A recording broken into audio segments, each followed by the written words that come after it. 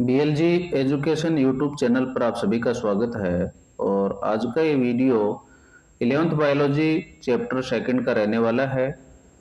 और पहला question screen पर आपको दिखाया जा रहा है। पहले क्वेश्चन में है, 5 जगत वर्गीकरण किसके द्वारा प्रस्तावित किया गया था? तो बताइए, मैं संकेत दिखा रहा हूँ, हिंट दिखा रहा हूँ आपको। इन्होंने 1969 में वर्गीकरण की ये प्रणाली दी थी जिसमें कवक को अलग जगत में रखा गया। तो बताइए भाई, 5 जगत वर्गीकरण किसके द्वारा प्रस्तावित किया गया? तो कौन था वो? आर.एच. व्हिटेकर। 1969 में आर.एच. व्हिटेकर ने 5 जगत वर्गीकरण का प्रस्ताव रखा था जिसमें मोनेरा, प्रोटिस्टा, फंजाई, प्लांटी और एनिमेलिया शामिल हैं। Next question.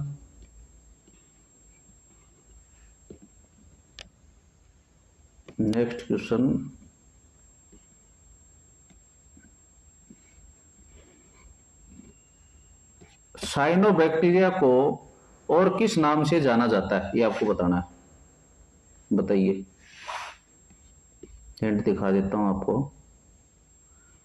इनका नाम इनके रंग और प्रकाश संश्लेषण करने की क्षमता के कारण पड़ा। तो कौन सा आ जाएगा? नील हरित शैवाल। साइनोबैक्टीरिया में क्लोरोफिल ए होता है और ये प्रकाश संश्लेषी होते हैं, इसलिए इन्हें नील हरित शैवाल भी कहते हैं। बहुत अच्छा क्वेश्चन है भाई। नेक्स्ट क्वेश्चन है, किस जीव में कोशिका भित्ति का पूर्णतः अभाव होता है और वे सबसे छोटी जीवित कोशिकाएं हैं? तो कौन सी हैं? तो माइकोप्लाज्मा।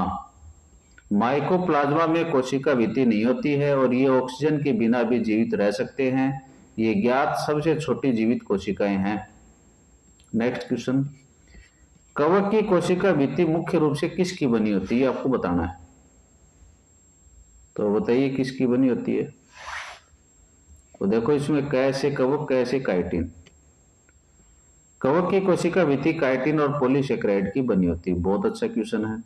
नेक्स्ट क्वेश्चन है, निम्नलिखित में से कौन सा समूह क्राइसोफाइट्स के अंतर्गत आता है?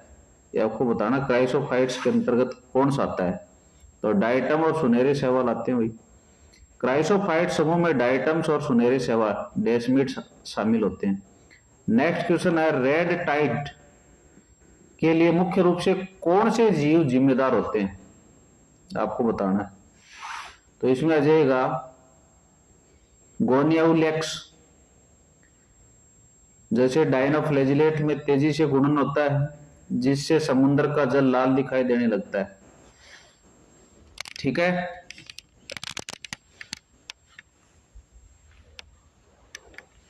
नेक्स्ट क्वेश्चन,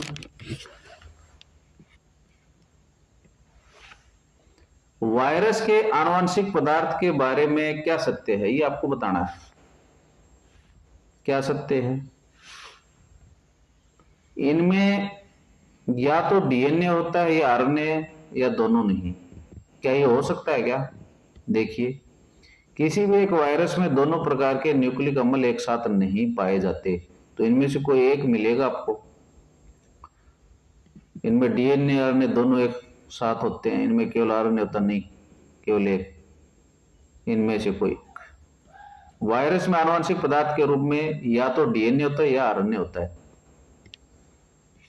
नेक्स्ट क्वेश्चन है, लाइकेन किन 2 जीवों का सहजीवी संबंध है, ये आपको बताना है। किन का है भाई?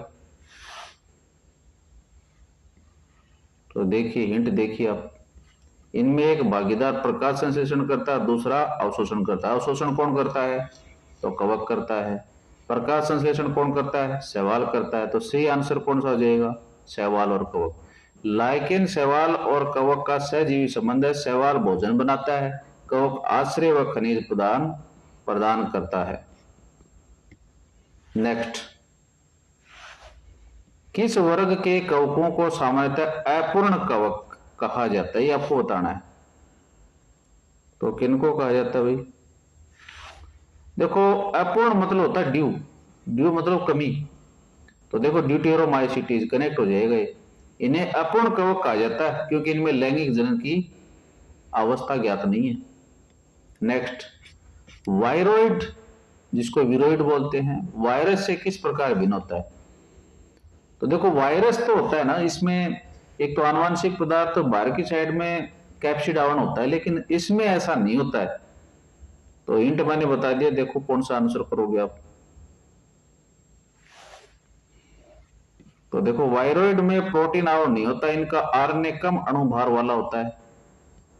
ये देखिए, इनकी खोज टीओ डाइनर ने की थी। ये वायरस से भी छोटे संक्रामक कारक हैं। तो इसका सही आंसर ये है।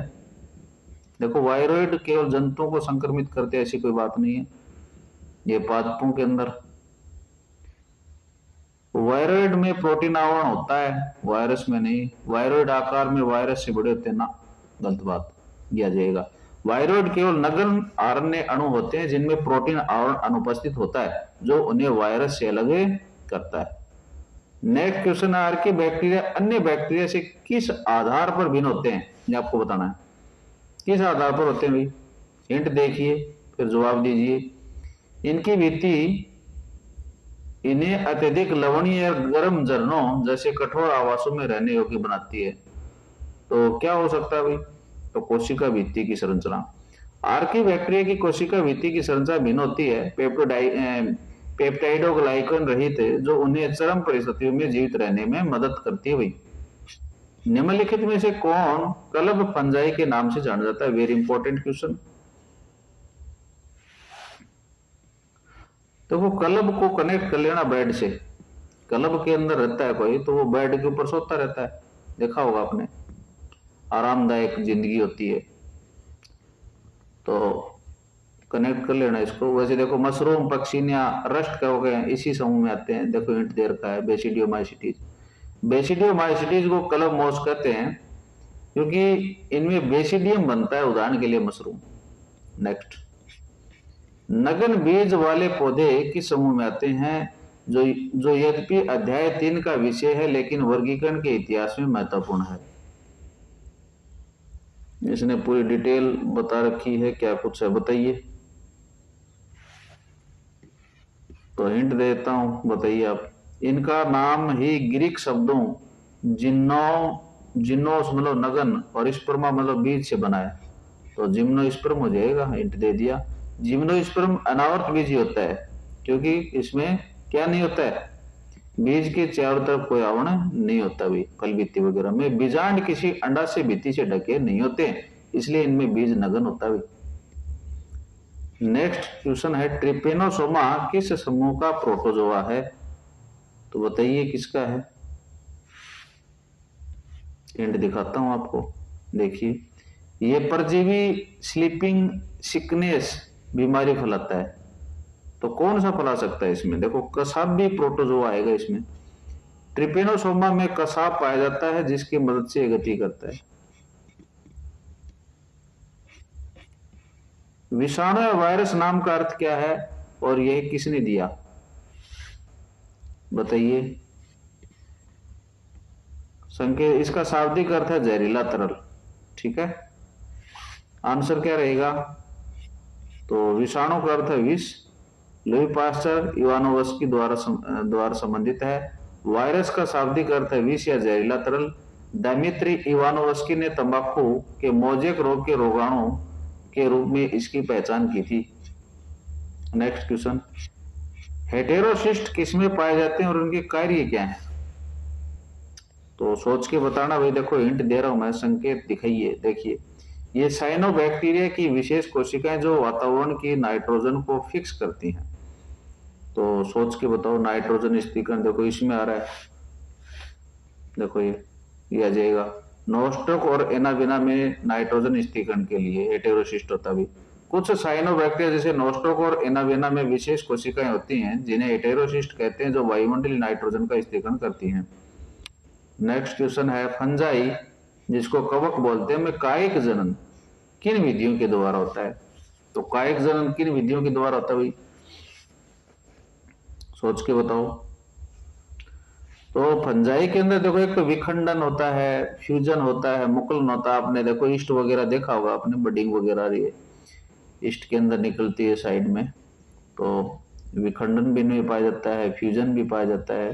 संकेत दिखा देता हूं आपको, इसमें शरीर के टुकड़े होना, कोशिका का टूटना या कली निकलना शामिल है, ये हो जाएगा इसमें। कवकों में कायिक जन विखंडन, विपाटन, मुकुलन जैसे इष्टमें तीनों विधियों से होता है। प्रियोन मुख्य रूप से किस में बने होते हैं, किससे बने होते हैं, ये आपको बताना है। तो देखिए, इनमें कोई आनुवंशिक पदार्थ डीएनए आरएनए नहीं होता, केवल प्रोटीन होता है। तो इसका आंसर आपके सामने है, असामान्य रूप से फोल्डेड प्रोटीन। प्रियोन संक्रामक प्रोटीन कण होते हैं जो असामान्य रूप से मुड़े होते हैं और न्यूरोलॉजिकल बीमारियों जैसे मैड काउ डिजीज फैलाते हैं। नेक्स्ट क्वेश्चन, समुद्र में मुख्य उत्पादक कौन है? तो कौन है भाई समुद्र में? संकेत देखो आप, ये क्राइसोफाइट समूह के सदस्य हैं और उनकी भित्ति साबूदानी की तरह होती है। साबूदानी तो देखो इसमें डाइटम्स हो जाएगा। डाइटम्स महासागरों में मुख्य उत्पादक माने जाते हैं क्योंकि ये बड़ी मात्रा में प्रकाश संश्लेषण करते हैं। मैड काउ रोग किस कारक के द्वारा होता है? तो ये आपको बताना है किस कारक के द्वारा होता है। तो अभी थोड़ी देर पहले आया था क्वेश्चन, तो प्रियोन। प्रियोन असामान्य प्रोटीन मवेशियों में मैड काउ रोग और मनुष्य में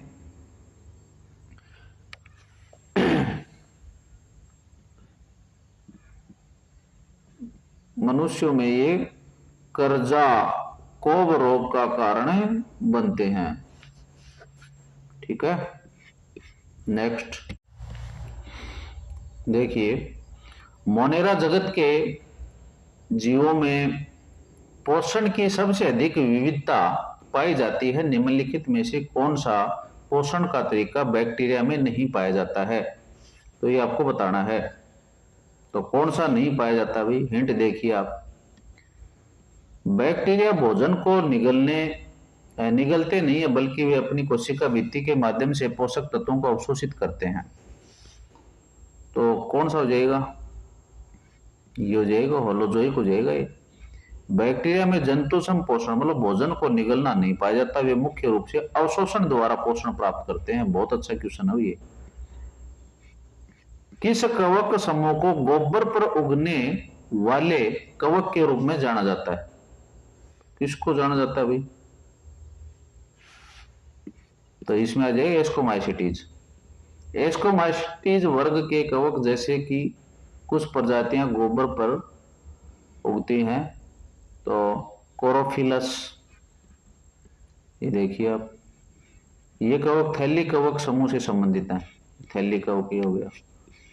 नेक्स्ट, पैरामीशियम में भोजन के अंतर्ग्रहण के लिए एक विशेष स्थान होता है, उसे क्या कहते हैं? बताइए भाई, क्या कहते हैं? तो क्या कहते हैं? हिंट देखिए पहले। ये एक गुहा जो कोशिका की सतह के बाहर खुलती है, तो कौन सी है ये? तो गलेट।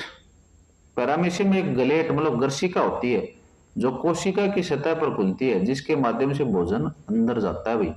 गलेट याद कर लेना। निम्नलिखित में से कौन सा कवक ब्रेड मोल्ड के रूप में सामान्यतः जाना जाता है? कौन सा जाना जाता है भाई? Bread mould, Rhizopus. Rhizopus phycomycetes को सामान्यतः ब्रेड मोल्ड कहा जाता है क्योंकि यह ब्रेड पर तेजी से उगता है। वायरस के प्रोटीन आवरण की छोटी इकाइयों को क्या कहा जाता है? बताइए भाई, क्या कहा जाता है? हिंट दिखा देता हूं मैं आपको। ये इकाइयां एक विशेष ज्यामितीय रूप जैसे कि हेलिकल या पॉलीहेड्रल में व्यवस्थित होती हैं। तो इसका सही जवाब आप बताएंगे। तो मैंने क्लास में बताया होगा कि कैप्सिड है वो छोटी उप इकाइयों से बना होता है और उन इकाइयों को हम क्या कहते हैं? कैप्सोमियर कहते हैं। कैप्सिड छोटी उप इकाइयों से बना होता है जिसे कैप्सोमियर कहते हैं। नेक्स्ट, युगलिना प्रकाश की अनुपस्थिति में किस प्रकार का पोषण प्रदर्शित करता है? ये आपको बताना है। कैसा करता है बताओ? युगलिना, देखिए हिंट। इस दोहरे व्यवहार के कारण इसे पादप और जंतु के बीच की योजक कड़ी माना जाता है भाई। दोहरा व्यवहार क्या हो गया इसमें? परजीवी वाला हो जाएगा इसमें। परपोषी, परपोषी वाला, ठीक है। परपोषी हो जाएगा दोनों के बीच की योजक कड़ी। सूर्य के प्रकाश की अनुपस्थिति में युगलिना छोटी जीवों का शिकार करके परपोषी की तरह व्यवहार करता है। तो ये ऐसे आप कर सकते हैं। नेक्स्ट, बैसिडियोमाइसिटीज में लैंगिक अंग की क्या स्थिति होती है, ये आपको बताना है। तो कैसी स्थिति होती है, हिंट आप देख सकते हैं। इस समूह में सोमेटोगेमी सामान्य है, जहां कई कोशिकाएं संलित होती हैं। तो आप सोच के बताइए क्या होगा इसका आंसर।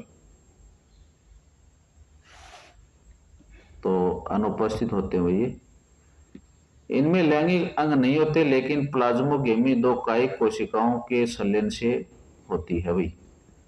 नेक्स्ट क्वेश्चन है, किस कवक का उपयोग जैव रासायनिक और आनुवंशिकी प्रयोगों में अत्यधिक किया जाता है। तो करके देखें आप कोशिश, सही होता है या गलत होता है। तो गलत होता है तो कोई दिक्कत नहीं है, आगे आप सही कर लेना। इसे पादप जगत का ड्रोसोफिला भी कहा जाता है। हिंट मैंने दिखा दिया आपको, आंसर क्या करोगे देखो आप। पादप जगत का ड्रोसोफिला, तो न्यूरोस्पोर आ जाएगा इसमें। तो किस कवक का उपयोग जैव रासायनिक और आनुवंशिक प्रयोगों में अत्यधिक किया जाता है, न्यूरोस्पोरा किया जाता है, ठीक है। न्यूरोस्पोरा का उपयोग पादप जगत के ड्रोसोफिला के रूप में आनुवंशिक प्रयोगों में किया जाता है। नेक्स्ट, स्लाइम मोल्ड्स प्रतिकूल परिस्थितियों में क्या बनाते हैं, ये आपको बताना है। क्या बनाते हैं, फलनकाय बनाते हैं भाई। प्रतिकूल परिस्थितियों में प्लाज्मोडियम विभेदित होकर के फलनकाय बनाता है, जिसके सिरों पर क्या होते हैं, बीजाणु होते हैं भाई।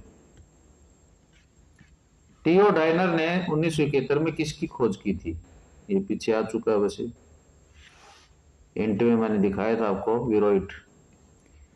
टीओ डाइनर ने पोटैटो स्पाइंडल ट्यूबर रोग के कारक के रूप में वायरॉइड की खोज की थी। बैक्टीरिया जो अत्यंत लवणीय क्षेत्रों में पाए जाते हैं उन्हें क्या कहते हैं। बहुत अच्छा क्वेश्चन है, कई बार ये प्रश्न आता है कंपटीशन में। देखो, अत्यंत लवणीय क्षेत्रों में, लवण, इसमें हो रहा है क्या कनेक्ट कहीं, लय से लय इसमें तो हो रहा है। देखो, हेलो शब्द का अर्थ है लवण या नमक से संबंधित। तो हेलो देखो इसमें कहां पर है, हेलो का मतलब क्या है, नमक।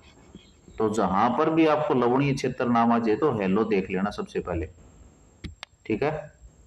हेलोफाइल्स लवण रागी आर्की बैक्टीरिया जो अत्यधिक खारे पानी में रहते हैं। नेक्स्ट क्वेश्चन, कवक जाल माइसीलियम जो पटहीन और बहु केंद्र की होता है, किस वर्ग की विशेषता है, बताइए हुई किसकी विशेषता है। देखो, यह कवकों का सबसे आदिम समूह है। तो आदिम तो कौन सा हो जाएगा, फाइकोमाइसिटीज हो जाएगा। फाइकोमाइसिटीज में कवक जाल पटहीन, बिना दीवार के और बहु केंद्र की होता है। नेक्स्ट क्वेश्चन है, तंबाकू मोजेक वायरस मतलब टीएमवी में आनुवंशिक पदार्थ क्या है, ये आपको बताना है। अच्छा क्वेश्चन है।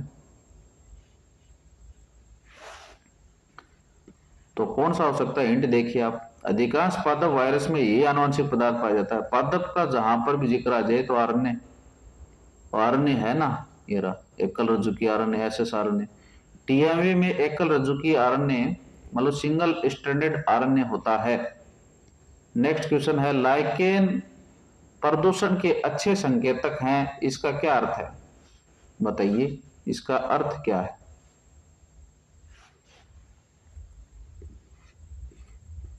तो देखिए, अगर किसी शहर में लाइकेन दिखाई नहीं देते तो वहां वायु प्रदूषण अधिक है, विशेषकर सल्फर। तो वे प्रदूषित क्षेत्रों में नहीं उगते हैं। तो बात तो सही है, लाइकेन सल्फर डाइऑक्साइड प्रदूषण के प्रति बहुत संवेदनशील होते हैं और प्रदूषित हवा में मर जाते हैं या उगते ही नहीं है। निम्नलिखित में से कौन सा रोग बैक्टीरिया द्वारा होता है, ये आपको बताना है। तो बैक्टीरिया द्वारा क्या हो सकता है भाई, सोच के बताओ। देखो, मम्स रोग होता है, मलेरिया, अलग चीज है, चेचक अलग। देखो इनमें सारी कहानी मैं बता देता हूँ। मलेरिया प्रोटोजोआ जनित रोग है, चेचक वायरस जनित रोग है, हैजा विब्रियो कोलेरी जीवाणु द्वारा होता है, मम्स वायरस जनित रोग है, ठीक है। कन्फेड जिसको अपन बोलते हैं, सूजन आ जाता है गले के आसपास, तो हैजा विब्रियो कोलेरी नामक बैक्टीरिया जो होता है, थोड़ी हिंट और देख लेते हैं इसमें। टाइफाइड और टिटेनी भी इसी श्रेणी के रोग हैं। तो कभी आपसे कोई पूछ ले कि वे हैजा के अलावा और कौन कौन से, तो टाइफाइड और टिटेनी भी इसी श्रेणी के रोग होते हैं। नेक्स्ट क्वेश्चन है, डाइटमी मर्दा का उपयोग किस में किया जाता है, तो ये आपको बताना है। तो डाइटमी मर्दा का उपयोग कहाँ करेंगे, एक तो पॉलिशिंग और निषेधन में करते हैं। हिंट देखते हैं, इसकी प्रकृति किरकिरी होती है, तो ये पॉलिशिंग निस्पंदन हो जाएगा। डाइटम्स की सिलिकामय भित्ति के जमाव से बनी मर्दा का उपयोग पॉलिशिंग, तेल और सिरप के छानने में होता है। नेक्स्ट है, कवक की कोशिका भित्ति में काइटिन के साथ और क्या पाया जाता है। काइटिन के साथ मैंने बताया था, आपने पढ़ा भी होगा कि भाई काइटिन के साथ में पॉलीसेक्राइड होता है। कवक भित्ति काइटिन और पॉलीसेक्राइड की बनी होती है, पीछे आ चुका है ये। गेहूं का रस्ट रोग किस कवक के कारण होता है, तो रस्ट रोग किसके कारण होता है, रस्ट, यह बेसिडियोमाइसिटी वर्ग का एक परजीवी कवक है, बेसिडियोमाइसिट। तो बेसिडियो में देखो ये पक्षीनिया जाएगा, पक्षीनिया ग्रेमिनिस गेहूं में रस्ट रोग उत्पन्न करता है। प्रोटोजोआ को कितने प्रमुख समूह में बांटा गया भाई, तो कितने में बांटा गया, तो 4 में बांटा गया। प्रोटोजोआ को गमन अंगों के आधार पर 4 समूह में बांटा गया है, अमीबिए, कसाबिए, पक्ष्माबिए, स्पोरोजोआ। एस्कोमाइसिटीज में अलैंगिक बीजाणु को क्या कहते हैं, बताइए क्या कहते हैं, तो कोनिडिया कहते हैं। एस्कोमाइसिटीज में कोनिडिया अलैंगिक बीजाणु होते हैं जो कोनिडियोफोर पर बहिर्जात रूप में बनते हैं, बहिर्जात रूप से बनते हैं भाई।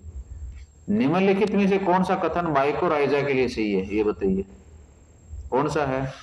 तो माइकोराइजा मैंने क्लास में बताया होगा कि उच्च पादपों के जड़ों में और कवक में क्या होता है, एक सहजीवी संबंध होता है, उसको माइकोराइजा कवक और उच्च पादपों जैसे पाइनस की जड़ों के बीच सहजीवी संबंध होता है।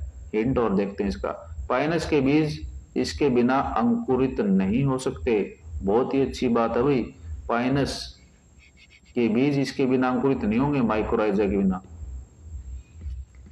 किस बैक्टीरिया का उपयोग दूध से दही बनाने में होता है, बताओ, हिंट दिखाऊं, ले लो। इसे लैक्टिक एसिड बैक्टीरिया भी कहते हैं, देखो ये रहा लैक्टोबैसिलस। लैक्टोबैसिलस बैक्टीरिया दूध की शर्करा को लैक्टिक एसिड में बदलकर दही जमाता है। समुद्र में लाल तरंगे रेड टाइड्स उत्पन्न करने वाले गोनियोलेक्स किस समूह से संबंधित है, तो किससे संबंधित है, तो डायनोफ्लैजिलेट से संबंधित है। गोनियोलेक्स एक डायनोफ्लैजिलेट होता है भाई। नेक्स्ट, कवक में संचित भोजन के रूप में, कवक में संचित भोजन किस रूप में होता है, तो ग्लाइकोजन और तेल के रूप में होता है। कवकों में भोजन ग्लाइकोजन और तेल की बूंदों के रूप में संचित होता है जो जंतुओं के समान है। नेक्स्ट, निम्नलिखित में से कौन सा जीव मोनेरा जगत का सदस्य नहीं है, कौन सा नहीं है भाई, बताइए। तो हिंट देखिए आप, मोनेरा ये एक यूकैरियोटिक एक कोशिकीय जीव है। यूकैरियोटिक देखो इसमें बैक्टीरिया है क्या, तो ये प्रोटोजोआ है, ये सॉरी प्रोकैरियोटिक है। माइकोप्लाज्मा प्रोकैरियोटिक है, साइनोबैक्टीरिया प्रोकैरियोटिक, लेकिन ये नहीं है, ये यूकैरियोटिक है। अमीबा एक प्रोटोजोआ है और ये प्रोटिस्टा जगत में आता है और मोनेरा में नहीं आता है। नेक्स्ट क्वेश्चन है, प्लाज्मोडियम जो मलेरिया परजीवी है प्रोटोजोआ के किस समूह में आता है, तो किस में आता है, तो देखो हिंट देखो, पहले आप सोच के देखो, इनमें गमन अंग अनुपस्थित हो, गमन अंग किस में अनुपस्थित होता है, तो स्पोरोजोआ में। प्लाज्मोडियम स्पोरोजोआ समूह में आता है क्योंकि इसके जीवन चक्र में संक्रामक बीजाणु जैसी अवस्था होती है। बैक्टीरियोफेज क्या है, क्या चीज है भाई?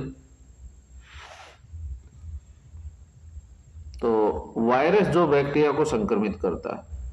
बैक्टीरियोफेज जीवाणुभोजी वे वायरस हैं जो बैक्टीरिया पर आक्रमण करते हैं और उन्हें संक्रमित करते हैं। हिंट आप देख सकते हैं, इसका नाम इसका नाम का अर्थ ही जीवाणु भक्षक है।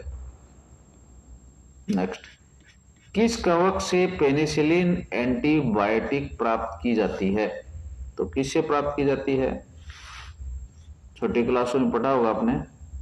ये एस्कोमाइसिटीज वर्ग का सदस्य है, तो एस्कोमाइसिटीज में पेनिसिलियम नोटेटम आ जाएगा। अलेक्जेंडर फ्लेमिंग ने इसी कवक से अपनी पहली एंटीबायोटिक खोजी थी। नेक्स्ट, आर्की बैक्टीरिया में मेथेनोजेंस का मुख्य कार्य क्या है, ये आपको बताना है। तो रूमिनेंट प्राणियों के अंदर मेथेनोजन जीवाणु पाया जाता है, रुमन के अंदर, और गोबर के अंदर ये क्या है, बायोगैस निर्मित करता है, मीथेन गैस निकलती है, देखा होगा आपने। तो क्या आएगा इसमें? तो मीथेन या बायोगैस उत्पादन हो रहा है इससे। तो मेथेनोजेंस गोबर पशुओं के अपशिष्ट से मीथेन गैस का उत्पादन होता है। लास्ट क्वेश्चन, 5 जगत प्रणाली में क्लेमाइडोमोनास और क्लोरेला को किस जगत में रखा गया है, ये आपको बताना है। तो किस में रखा गया, हिंट देखिए आप। एक कोशिकी और यूकेरियोट्स, एक कोशिकी तो प्रोटिस्टा आ जाएगा। व्हाइटेकर की प्रणाली में सभी एक कोशिकी यूकेरियोट्स जैसे क्लेमाइडोमोनास और क्लोरेला को प्रोटिस्टा में रखा गया है। इसके साथ में 11th क्लास के चैप्टर 2 की एक क्लास समाप्त होती है। ध्यान रखें, मैंने 20 क्वेश्चन का एक अलग से था और 30 क्वेश्चन का ये टोटल मैंने 50 क्वेश्चन इसमें सम्मिलित किए थे। तो इन्हें आप देखें बार बार और सभी क्वेश्चंस को आप सॉल्व करके देखें, और कितने क्वेश्चन आपके सही होते हैं कमेंट बॉक्स में जरूर लिखें। धन्यवाद।